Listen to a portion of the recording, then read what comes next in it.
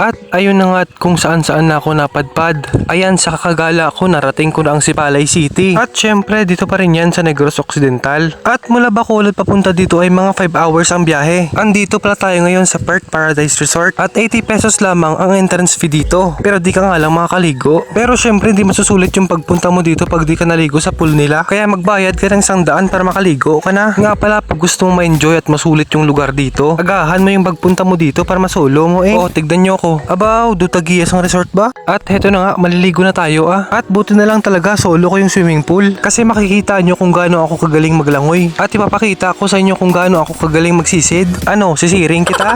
Abaw, akala mo naman ang layo ng narating ah.